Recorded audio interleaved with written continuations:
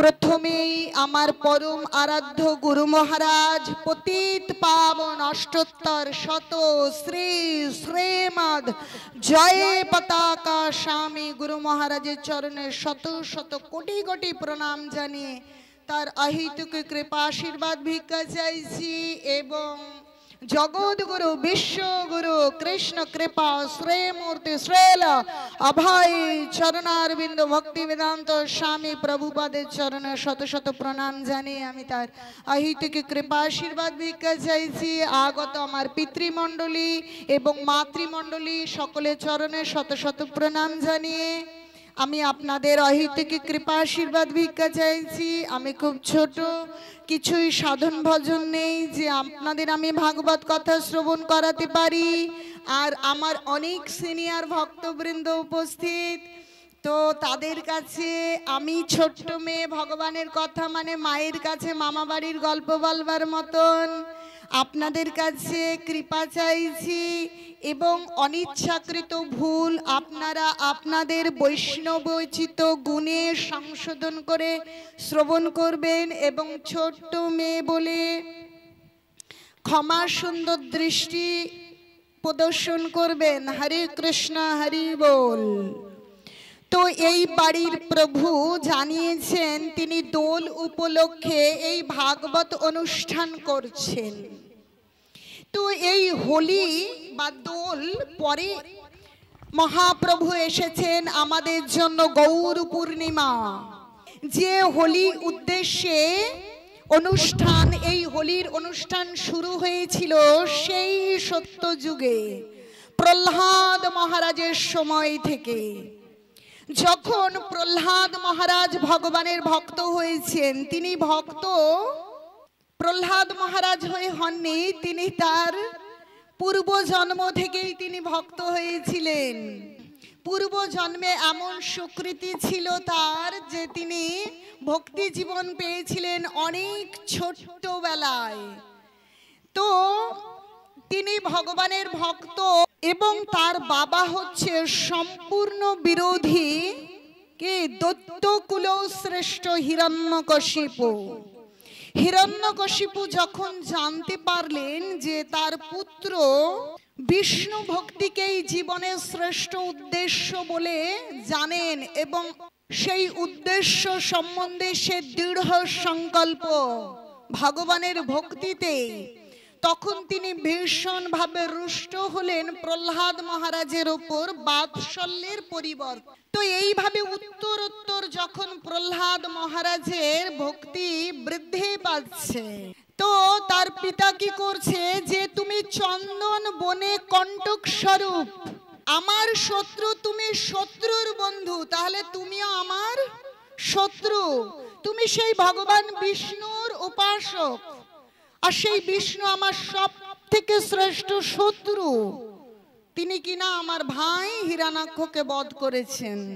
সেই জন্য প্রহ্লাদ মহারাজকে যেন তেন প্রকারে হত্যা করবার জন্য তিনি বদ্ধপরিকর ছিলেন। তিনি কখনো হাতির পায়ের তলায় দিয়ে দিচ্ছেন প্রহ্লাদ মহারাজকে, কখনো বিষধর সর্প দিয়ে তাকে দংশন করিয়েছেন, কখনো সুউচ্চ পর্বত থেকে ফেলে দিয়েছেন, কিন্তু কোনোভাবেই প্রহ্লাদকে মারতে তিনি পারছেন না। কেন পারছেন না? ভগবান দেখুন গীতায় নিজে মুখে বলেছেন। কি বলেছেন?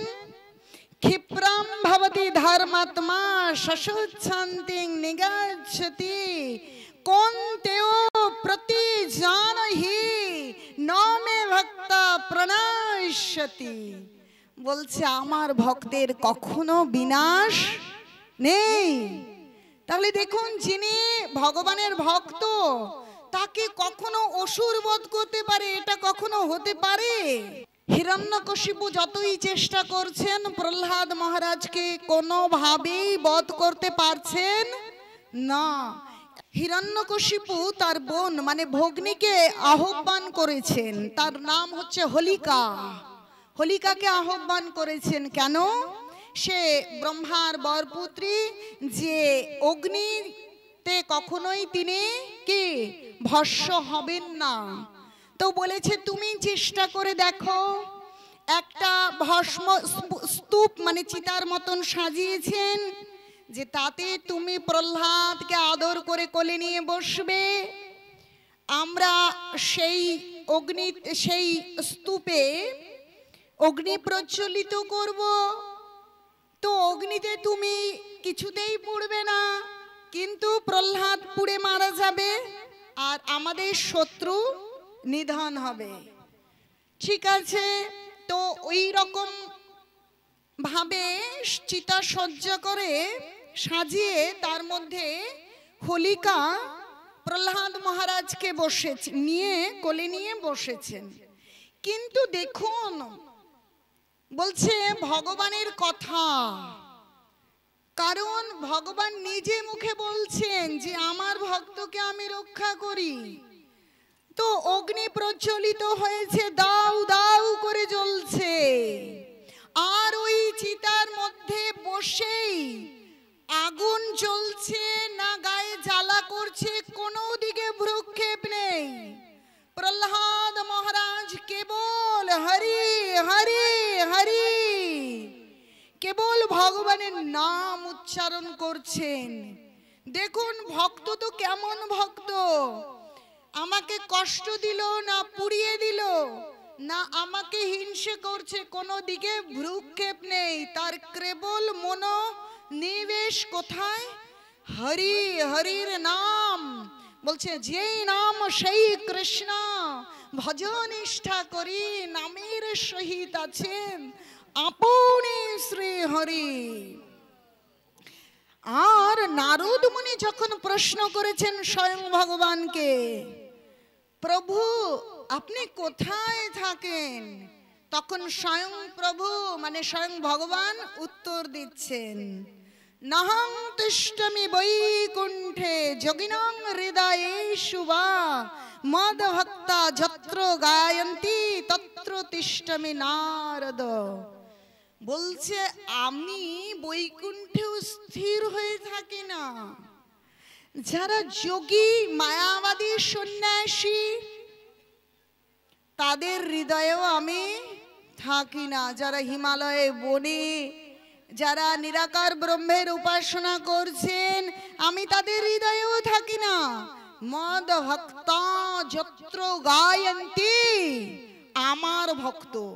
দেখুন বলছে না কিন্তু যে সে গান করলে হবে না, কি মদ ভক্তা যত্র গায়ন্তি, যত্র মানে যেখানে, আমার ভক্ত যেখানে আমারই গুণ আমারই নাম করেন, তত্র তিষ্ঠামি নারদ, সেখানেই আমি অবস্থান করি। তাহলে প্রহ্লাদ মহারাজ ভগবানের ভক্ত, আর সেই ভক্ত অগ্নিকুণ্ডে বসে আছে, সেই অগ্নিকুণ্ডে বসে থেকেই ভগবানের নাম করছেন। তাহলে ভগবান সেখানে আছেন কি নেই বলুন তো দেখি। তাহলে সেই অগ্নিকুণ্ড কখনোই কি প্রহ্লাদ মহারাজকে পুড়িয়ে দিতে পারে? প্রহ্লাদ মহারাজ শান্ত দৃঢ়তার সঙ্গে হরিনাম করছে। হোলিকা পুড়ে ভস্মে পরিণত হয়েছে, কিন্তু প্রহ্লাদ মহারাজ শান্ত হয়ে হরি হরি হরি, না আছে আগুন, না আছে তাপ, না আছে অস্থিরতা। কি দিব্য চিন্ময়, কি অভিব্যক্তি! তো চিন্তা করে দেখুন, আমাদের যদি ভক্ত হতে হয়, সত্যি সত্যি ভগবানের ভজনা করতে হয়, আমাদের এই দুর্লভ মানব জীবন সার্থক করতে হয়, তাহলে আমাদেরকে শিক্ষা গ্রহণ করতে হবে দ্বাদশ মহাজনের শ্রেষ্ঠ মহাজন প্রহ্লাদ মহারাজ। যে আমরা তো সামান্য একটু অপমান, সামান্য একটু নিন্দা, সামান্য একটু কষ্টে কত বিচলিত হয়ে যাই, আর অগ্নিকুণ্ডে বসে আছে, তার মানে তিনি সর্বাকর্ষক কৃষ্ণের প্রতি কতটা আকৃষ্ট যে অগ্নি প্রজ্বলিত হয়েছে, কিন্তু সেদিকে তার কোনো ধ্যানই নেই। তো আমাদের কেমন হতে হবে, নামকে আমাদেরকে কিভাবে আশ্রয় করতে হবে? বলছে নামাশ্রয় করি যতনে তুমি থাকো হো আপন কাজে। যে আমরা নামকে কিভাবে আশ্রয় করব সেই নিদর্শন দিলেন। আর হোলিকা চলে গেলেন, কিন্তু প্রহ্লাদ মহারাজ থাকলেন। জয় হলো ভক্তের, জয় হলো কি ভক্তের ভগবানের। নিতাই গৌর সীতানাথ প্রেমানন্দে হরি হরি বল। আর এই কারণেই যেদিন হোলি হবে তার আগের দিন কি হয়, হয় না? কেন হয়? সমস্ত খারাপকে পুড়িয়ে দিয়ে, সমস্ত অসুর ভাবাসম্পন্ন মানসিকতাকে ভস্মীভূত করে দিয়ে, সমস্ত কলুষতাকে যেন আমরা ভস্মীভূত করে দিয়ে ভক্তি, ভক্ত এবং ভগবানের জয় জয়কার হয়। হয় এবং যেদিন ওটা হলো ভক্তের জয় হলো, তাহলে তার পরের দিন রঙের উৎসব, মানে আনন্দের উৎসব। আনন্দ কেন? একমাত্র আনন্দ সচ্চিদানন্দ রূপায়া, বলছে বিশ্বৎপত্তাদি হে তবে, একমাত্র সচ্চিদানন্দময় আনন্দরূপ বিগ্রহ অনাদির আদি গোবিন্দ। তাহলে সেই গোবিন্দের জয় হয়েছে এবং তার ভক্তের জয় হয়েছে। তাই পরের দিন কি আমাদের যখন আনন্দ হয় আমরা রঙিন হয়ে যাই কিনা? ধরুন আমরা খুব সিম্পল সাদা শাড়ি পরেছি, বা কিন্তু আমরা যখন আনন্দে থাকি আমাদের ভেতরে রঙের দোলা লাগে কি লাগে না? কি? তাহলে রঙের দোলা লেগে যায়, কারণ ভক্ত জয়ী হয়েছে, ভগবান জয়ী হয়েছে। আমি জানি না তার পরের দিন লাল, নীল, হলুদ আবির রঙে সমস্ত ভুবন আবিরময় হয়েছিল কিনা, কিন্তু ভক্ত আর ভগবানের জয়ে যে ভুবন রঙিন হয় তার সাক্ষ্য বহন করছেন প্রহ্লাদ মহারাজ। নিতাই গৌর প্রেমানন্দে। এখন এই তো হোলি, কিন্তু সেই হোলি বা সেই দোল আমাদের জীবনে আরো বেশি আনন্দময় হয়ে গেল। কেন? আজ যে আমরা প্রহ্লাদ মহারাজকে চিনতে পেরেছি, আজ যে নাম সংকীর্তন বুঝেছি, যে কৃষ্ণ ভাবনা অমৃত, যে অমৃত আসলে থাকে না আর মৃত। অমৃত মানে নয় মৃত। আপনারা ভাববেন ও আপনারা কৃষ্ণ ভাবনামৃত গ্রহণ করেছেন, আপনারা কি মরবেন না? ভালো করে বুঝিয়ে দেব, বুঝতে পারবেন। তো সেই কৃষ্ণ ভাবনা অমৃত পেয়েছি যার করুণায়, সেই করুণা অবতারী স্বয়ং গৌরাঙ্গ মহাপ্রভু এই কলিযুগে অবতীর্ণ হয়েছেন এই হোলি বা দোল পূর্ণিমায়, মানে যাকে গৌর পূর্ণিমা বলা হয়। এই পূর্ণিমায় আমরা স্বয়ং গৌরাঙ্গকে পেলাম, তবে না আজ কৃষ্ণ ভাবনা অমৃত পেয়েছি। সেটাও পেয়েছি ফাউন্ডার আচার্য এসি ভক্তি বেদান্ত স্বামী প্রভুপাদের কৃপায়। তাহলে এটা পেলাম স্বয়ং গৌরাঙ্গ মহাপ্রভু এই যুগকে করুণা করলেন। যে প্রেম ভক্তি বিগত 3টে কাল চলে গেছে, কিন্তু সত্য, ত্রেতা এবং দাপর যুগ চলে গেছে, এই প্রেম ভক্তি পাইনি। এবং প্রত্যেক সত্য, ত্রেতা, দাপর কলিতে কিন্তু গৌরাঙ্গ মহাপ্রভু আসেন না। আমরা গোল্ডেন পিরিয়ডে রয়েছি, অষ্টবিংশতি কলিতে, যে কলিতে স্বয়ং গৌরাঙ্গ মহাপ্রভু অবতীর্ণ হলেন।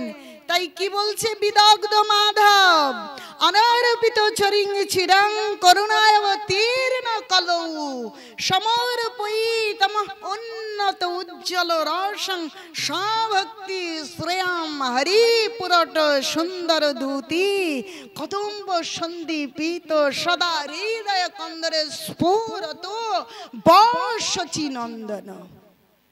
যে যে প্রেম ভক্তি উজ্জ্বল রস এতদিন অনর্পিত মানে অর্পিত হয়নি, চরিং চিরান মানে দীর্ঘকাল যাবৎ যা অর্পণ হয়নি, সেই প্রেম ভক্তি মানে কি কৃষ্ণ ভাবনামৃত সংকীর্তন আমাদেরকে নিয়ে এসে দিলেন স্বয়ং গৌরাঙ্গ মহাপ্রভু। আর তিনি আসলেন কবে? এই হোলি যে দিনটাকে আমরা দোল উৎসব বলি, সেই বসন্ত পূর্ণিমা যাকে আমরা গৌর নেমে এলেন বলি, গৌর পূর্ণিমা বলি, সেই দিনটা তাই এত আনন্দময়। ভক্ত ভাব অঙ্গীকার করে রাধা ভাব দুটি কান্তি নিয়ে তিনি আসলেন, আর এই জগৎকে তিনি কৃষ্ণ ভাবনাময় করলেন, তাই তো? আর আমরা আনন্দের সাগরে ভাসলাম। নচেত এই জগৎ দুঃখালয়ম আশস্যতম, কেবল দুঃখই দুঃখ। তো আমি পেছনের বিষয় গুছিয়ে নিয়ে আসি। দেখুন যে ভক্তকে ভগবান রক্ষা করেন, কোনোভাবেই ভক্তকে ভগবান নষ্ট হতে দেন না। তো আপনাদের মনে প্রশ্ন আসতে পারে যে তাহলে কি করে হয়? ভক্তদেরও তো মৃত্যু হয়, যারা ভক্তি জীবন পালন করে না, যারা কৃষ্ণ ভাবনাময় এখনো হয়নি, তারাও তো মারা যায়। তাহলে কি করে ভক্ত নমে ভক্তা প্রণশ্যতি হয়ে গেল? তাহলে একটু বুঝিয়ে বলি। যখন একটা মা বেড়াল তার বাচ্চাকে মনে করে এই জায়গাটা নিরাপদ নয়, তখন বাচ্চার কি এই ঘাটটা কামড়ে ধরে আলতো করে একটা নিরাপদ স্থানে নিয়ে যায়, যাতে বাচ্চার খুব আদর করে, ঠিক কিনা বলুন? কিন্তু ওই বিড়ালটাই যখন ইঁদুরকে ধরে, আদর করে ধরে, কামড়ে ধরে, এমন করে কামড়ে ধরে যেন তার ঘাড়টা মটকে গিয়ে মৃত্যু হয়, আর সে চিবিয়ে চিবিয়ে কি খেতে পারে। তাহলে দুটোই আমাদের চোখে, যারা আমরা জানি না, ধরুন একটা বাচ্চা দেখছে যে একটা ইঁদুরকে ধরছে বিড়াল, একটা তার ছানাকে, তার বাচ্চাকে ধরছে, দুটো ধরাই একরকম, কিন্তু আসলে কি দুটো একরকম? একদম নয়। তাহলে আমরা মনে করছি ও ভক্তদের বুঝি মৃত্যু হয় না, কেবল ওনারা বলবেন নমে ভক্ত প্রণশ্যতি। অনেকে তো আমাকে বলেন এসব গীতা ভাগবতম সব মানুষের বানানো, ভগবান কি দিয়েছে নাকি, এসব সব গল্প কথা। না না, একদম নয়। বিগ্রহ নাও তুমি সাক্ষাৎ ব্রজেন্দ্র নন্দনা, বিগ্রহ নাও তুমি সাক্ষাৎ শচীনন্দন। যে স্বয়ং ভগবান তিনি বলছেন যে আমার ভক্তের কোনো বিনাশ হয় না, তাহলে বিষয়টা দেখতে আমাদের কাছে একই রকম, কিন্তু আসলে দুটো এক কখনোই নয়। তো গৌরাঙ্গ মহাপ্রভু এই কলিযুগে করুণা করে আমাদের কৃপা করবার জন্য তিনি আসলেন। তিনি একা আসলেন না, তিনি সাঙ্গ পাঙ্গ নিয়েই আসলেন, আর সংকীর্তন রূপ অস্ত্র নিয়ে আসলেন। কি বলছে? তার এই অবতারী সম্পর্কে, তার আবির্ভাব সম্পর্কে ভাগবতম কৃষ্ণ বর্ণং তিশা আকৃষ্ণম সঙ্গ পাঙ্গস্ত্র পারশতম সংকীর্তন প্রারৈ যজন্তি সুমেধস। বলছি কি কৃষ্ণ বর্ণং তিশা আকৃষ্ণম, তিনি কৃষ্ণ বর্ণকে আশ্রয় করলেন। মানে কৃষ্ণ বর্ণ তার শরীরের রং কৃষ্ণ নয়, কৃষ্ণ, এই দুটো শব্দ কৃষ্ণ, এই শব্দই বর্ণ দুটোকে মুখে সর্বদাই উচ্চারিত হবে। তিনি কেবল কৃষ্ণ কৃষ্ণ কৃষ্ণ করবেন, কি তৃষা অকৃষ্ণ, কিন্তু তার কে অঙ্গকান্তি অকৃষ্ণ, গৌররূপী রাধা কান্তি তপ্ত কাঞ্চনের মতন তার গায়ের রং, তাই গৌরাঙ্গ নাম। বলছে যে যজ্ঞই সংকীর্তন প্রারয় যজন্তি, তিনি সংকীর্তন যজ্ঞকে সঙ্গে করে নিয়ে আসলেন আর সংকীর্তন আন্দোলনকে এই জগতে ভাসিয়ে দিলেন। সঙ্গ পাঙ্গস্ত্র পার্ষদম, তিনি তার পার্ষদ তার পরিকর নিয়ে আসলেন, একা আসলেন না, এবং হরিনাম রূপ অস্ত্র নিয়ে, কোনো অস্ত্র নিয়ে আসেনি, কিন্তু কোনো অস্ত্র নিয়ে আসেনি, তিনি হরিনাম রূপ অস্ত্র নিয়ে আসলেন এই জগৎকে কৃপা করবার জন্য। যখন রামচন্দ্র, ত্রেতায় রামচন্দ্র, দাপরে কৃষ্ণ এবং কলিতে গৌরাঙ্গ মহাপ্রভু, তো রামচন্দ্র যখন বনে রয়েছেন, তীর ধনুক কি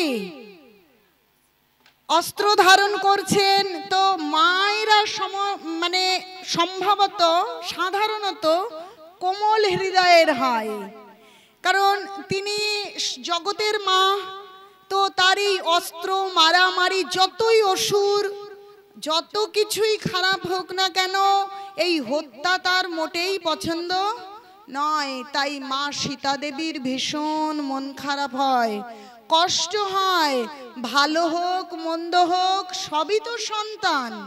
তো প্রভুকে বলছেন, প্রভু এই অস্ত্র শস্ত্র দিয়ে এই হত্যা লীলা না হলে ভালো হয় না।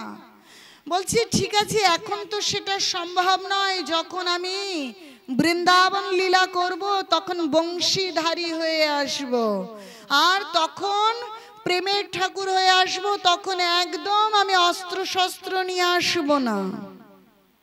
ঠিক আছে, অপেক্ষায় রইলেন মা। কিন্তু সত্যি সত্যি দাপরে আসলেন অনাদির আদি গোবিন্দ, দ্বিভুজ মুরলী মনোহর শ্যাম সুন্দর আনন্দ ঘন রূপ বিগ্রহ, বাঁশি হাতে, তাই তো। কিন্তু এখানে এসেও অস্ত্র ধরতে হয় না, কিন্তু কি পুতনাবধ, শকটাসুরবধ, তৃণাবত্তসুরবধ, কেবল বধই বধ। তো রাধারানীর বড় মন খারাপ, যে কি তুমি না কথা দিয়েছিলে যে কোনো হত্যা লীলা করবে না, অস্ত্র না নিয়ে এসেও সেই হত্যা, আমার এইসব একদম ভালো লাগছে না। তখন কি চিন্তা করলেন যে না, এই দুটো শরীরে আলাদা আলাদা, কথা দেয় কিন্তু কথা দিয়ে কথা রাখে না, সন্তানদের প্রতি ক্রুদ্ধ হওয়া বন্ধ করেন না। আরে বন্ধ করবেন কি করে, কারণ তিনি সম্মুখে যে বলে রেখেছেন, কি বলে রেখেছেন, পরিত্রাণায় সাধুনাম বিনাশায় চ দুষ্কৃতাম ধর্ম সংস্থাপনার্থায় সম্ভাবামি যুগে যুগে। তিনি তো বলে রেখেছেন, তো কথাকে কি করে লঙ্ঘন করেন, যে আমি সাধুকে পরিত্রাণ করার জন্য অসুরদের সংহার করব। তো কি করলেন, এই কলিতে রাধা কৃষ্ণ মিলিত তনু, শ্রী গৌরাঙ্গ সুন্দর একই শরীর, অন্তরে কৃষ্ণ আর বাইরে রাধা ভাব কান্তি নিয়ে আসলেন। তো বাইরে রাধা রানী, যদি কখনো কি অসুরকে সংহার করতে মনেও হয়, ওপরে কে রাধা রানী করুণাময়ী। বলছে গোপী আনুগত্য বিনা কৃষ্ণ প্রেম নাহি হয়, আর সেই গোপী শ্রেষ্ঠ কে, রাধা রানী। তাহলে দেখুন আমরা কত ভাগ্যবান এবং ভাগ্যবতী। তো এই কলিযুগে এসে জগাই মাধাইকে উদ্ধার করার ক্ষেত্রেও সুদর্শন চক্র আহ্বান করলেন, কিন্তু কোনোভাবেই অস্ত্র ধরতে পারলেন না, শুধু প্রেম আর প্রেম দান করলেন। একে তো স্বয়ং রাধারানী রাধা ভাব কান্তি নিয়ে এসেছেন, তারপর আবার কি ব্রজেন্দ্র নন্দন যেই শচীসুত হলো সেই বলরাম হইল নিতাই। তারপর আবার নিত্যানন্দ প্রভু, বলছে নিত্যানন্দ প্রভুর মহিমা পার, পতিতের ত্রাণ লাগি যার অবতার। কার জন্য অবতার? বলছে পতিতদের ত্রাণ করবার জন্য স্বয়ং নিত্যানন্দ প্রভু আসলেন, স্বয়ং বলরাম নিত্যানন্দ প্রভু হয়ে আসলেন। আর কৃপায় কৃপা, কৃপার বন্যা বই গেল। বলছে সংসারের পার হইয়া ভক্তির সাগরে যে ডুবিবে সে ভজুক নিতাই চান্দেরে। নিতাই গৌর শীতনাথ প্রেমানন্দে, হরি হরি বল, হরি হরি বল। কারণ এই বঙ্গদেশে গৌরাঙ্গ মহাপ্রভুর মনের যে ইচ্ছা, কি ইচ্ছা? পৃথিবীতে আছে যত নগর আদি গ্রাম, সর্বত্র প্রচার হোক মোর নাম, তাই না? তো এই সর্বত্র হরিনাম প্রচার করবার জন্য জগৎবাসীকে হরিনামের প্রেমে ভাসিয়ে নেবার জন্য তিনি নিত্যানন্দ রূপ অস্ত্রকে ব্যবহার করলেন। নিজে সন্ন্যাস নিলেন, নীলাচল গেলেন এবং দক্ষিণ ভারত গেলেন, বৃন্দাবন গেলেন এবং পরিশেষে নীলাচলে অনেক লীলা করলেন। আর নিত্যানন্দ প্রভুকে বললেন, তুমি যাও গৌড় দেশে, আর আমার সমস্ত সন্তানকে তুমি হরিনামের জোয়ারে, প্রেমের জোয়ারে যাও, ভাসিয়ে দিয়ে এসো। তাই তো তিনি বললেন, শুনো শুনো নিত্যানন্দ, শুনো হরিদাস, সর্বত্র আমার আজ্ঞা করো প্রকাশ। বলো কৃষ্ণ, ভজ কৃষ্ণ, করো কৃষ্ণ শিক্ষা। প্রতি ঘরে ঘরে গিয়া করো এই ভিক্ষা। বলো কৃষ্ণ, ভজ কৃষ্ণ, করো কৃষ্ণ শিক্ষা। ও নিত্যানন্দ, ও হরিদাস ঠাকুর কি করবে? প্রত্যেক ঘরে গিয়ে ভিক্ষা চাইবে। কি? একবার কৃষ্ণ বলো, একবার হরি বল বলো। তাই বলছে বলো কৃষ্ণ, ভজ কৃষ্ণ, করো কৃষ্ণ শিক্ষা। ও কলিহত জীব, আমরা বুঝতে পারছি না, আমরা কলির দোষে এমনই বিমোহিত হয়ে আছি যে আমাদের জীবনের শ্রেষ্ঠ উদ্দেশ্য আমরা বুঝতেই পারছি না কিছুতে। নানা জনে ভ্রমণ করেছি, ভগবানের কৃপায় আজ মনুষ্য দেহ পেয়েছি। ভাগবতম বলছে দুর্লভ মনুষ্য দেহ দেহিনাং ক্ষণভঙ্গুর। দুর্লভ এই মনুষ্য দেহ, তাতে আবার ক্ষণভঙ্গুর। দুর্লভ কেন? অনেক জনি পার করে এই মনুষ্য দেহ পেয়েছি, আবার ক্ষণভঙ্গুর। কখন যে কার শরীর ভাঙবে কেউ বলতে পারে? বলুন তো, কেউ বলতে পারে না। তাই বলছে দুর্লভ মনুষ্য দেহ দেহিনাং ক্ষণভঙ্গুর। তো একে তো এত জীবন পার করে পেয়েছি, তারপরে কখন ভেঙে যাবে জানি না। ভেঙে যাবার পর কি শরীর পাবো জানি না, কারণ ভেঙে যায় এই শরীর। প্রকৃত আমি বা আমরা কেউ মারা যায় না, আমাদের নিত্য শাশ্বত আত্মা আরেকটা শরীর ধারণ করে। ভালো করে বুঝতে হবে, এই বস্ত্রের মতন শরীরটা আমাদের। বলছে বশাংশি জিন্নানি যথা বিহায় নবানি জিন্নতি নরঃ অপরানি তথা শরীরানি বিহায় জীর্ণানি অন্নানি সংজাতি নবানি দেহি। যেমন একটা বস্ত্র পরে এসেছি, ছিঁড়ে গেলে কি করব? এটা ত্যাগ করে আরেকটা শাড়ি পরবো। তেমনি আমাদের এই শরীর যখন জরাজীর্ণ হয়ে যাবে, তখন এই আত্মা গিয়ে আরেকটা শরীর ধারণ করবে। কিন্তু সেই শরীর মানব শরীর পাবো না টিকটিকি না আরশোলা না ইঁদুর না বাদুর কিচ্ছু জানি না, কিন্তু মূর্খ আমরা বুঝতে পারছি না যে এই মানব জীবন পেয়েছি মানে কি সুযোগ পেয়েছি ভগবানের নাম করবার, সেই অনাদির আদি গোবিন্দের আনন্দময় ধামে ফিরে যাবার মতন সুযোগ পেয়েছি। এই সুযোগটা পেয়ে আমরা হেলায় হারিয়ে দিচ্ছি। এই জীবনের যে শ্রেষ্ঠ উদ্দেশ্য হরিনাম করা, ভগবানের ভজনা করা, সেটা আমরা বুঝতে পারছি না। গীতায় ভগবান বলে গেলেন, কিন্তু আমরা কিছুতেই সেটা বুঝতে পারছি না। তিনি ভাগবতম বললেন, সমস্ত বেদ উপনিষদের সারাতি সার দিলেন। তাই তো ভাগবতমের ৩য় শ্লোকে বলছেন, নিগম কল্প তরুর গলিতং ফলং সুখ মুখাদমৃত দ্রব সংযুতম পিবত ভগবত রসমালায়াম মুহুরহ রসিকা ভুবি ভাবুকা।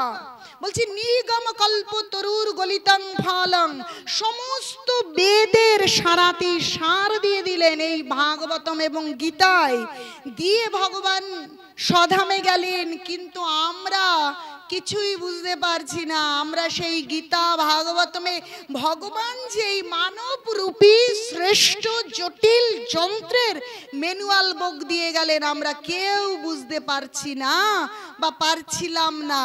তখন ভগবান ভাবছে, হায় হায়, এরা তো গীতা ভাগবতম অনুযায়ী কিচ্ছু ধর্ম করছে না, নিজেদের মন গড়া পথে ধর্ম করছে। ধর্ম করছে কিছু না কিছু, কিন্তু প্রকৃত ধর্ম করছে না। প্রকৃত ধর্মের বড় অভাব এই জগতে।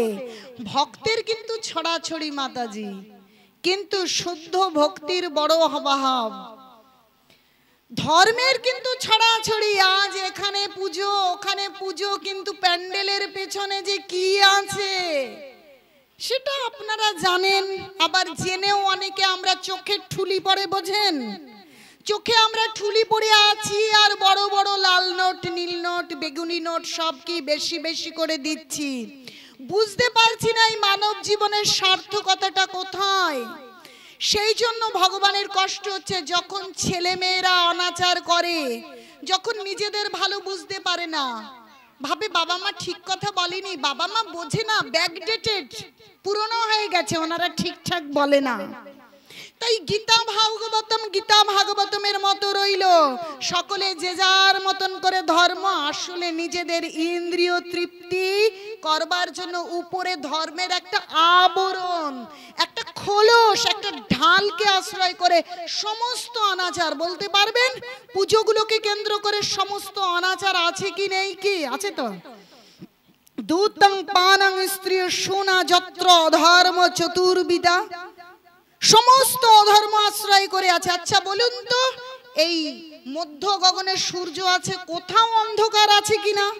যদি ধর্ম থাকে সেখানে কখনো অন্ধকার থাকে? তাহলে বলছে ধর্মের নামে ধর্ম করছে, তাহলে ভাগবতম অনুযায়ী অধর্ম কি করে থাকে? ভাগবতম বলছে দূতং পানং স্ত্রী সোনা যত্র অধর্ম চতুর্বেদা। তাহলে 3টে জায়গায় অধর্ম, যেখানে দুতকিড়া, যেখানে তাসপাশা, দুতকিড়া মানে তাস পাশা জুয়া লটারি এই বিষয়গুলো। পানং মানে সমস্ত নেশা, পান বিড়ি সিগারেট চা কফি যা যা হয়। স্ত্রীও মানে বিবাহ বহির্ভূত সম্পর্ক বা অন্যকে যদি আমরা কখনো কামে উত্তেজিত করি, সেটাও স্ত্রীও অবৈধ সঙ্গের মধ্যেই পড়ে। এবং সোনা মানে উত্তেজক আমিষ আহারকে বোঝাচ্ছে। চিন্তা করে দেখুন তো, যে পুজোগুলো এত কোটি কোটি অর্থ ব্যয় হচ্ছে, তার পেছনে এই 4টে বিষয়ের রমরমা চলছে কি চলছে না? চলছে। তাহলে ধর্ম হচ্ছে না, ধর্মের নামে অধর্ম হচ্ছে। যদি ধর্ম হতো তাহলে ভাগবতমে উল্লেখিত অধর্মগুলো সেখানে থাকতো না, তাই তো, অনুপস্থিত থাকতো। তাহলে ধর্ম হচ্ছে না।